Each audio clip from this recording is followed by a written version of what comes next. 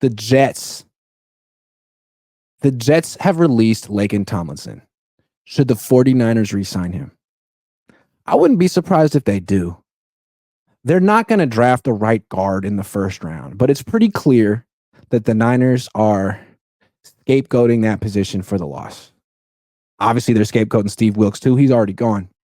But when asked what happened on the fateful final play in overtime, 3rd and 4 from the 9, Shanahan said it himself. There was a mix-up in the interior of the offensive line.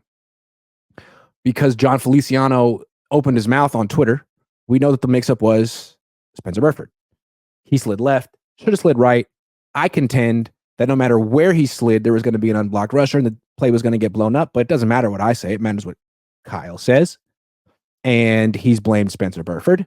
And once he has it in his mind that someone's at fault for ruining his legacy and preventing him from being a champion, that guy's done.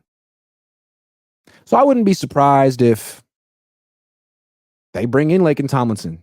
Now, he's a left guard at this point in his career. Maybe he'd be willing to play right guard for the 49ers. I could see it happening. He had his best years here. He may want to retire out here. He got paid out here. Come back and play right guard. I know it's not necessarily your preferred position, but you're 31 years old now, and not a lot of teams are going to be knocking down your door to be a franchise left guard for them.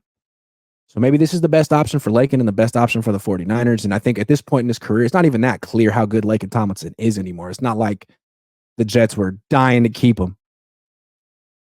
His PFF grade was terrible for whatever that's worth. So they could bring him in and pay him, I don't know, a few $1 million and let him compete with Spencer Burford. And chances are Laken Tomlinson will win. That seems like a fair competition.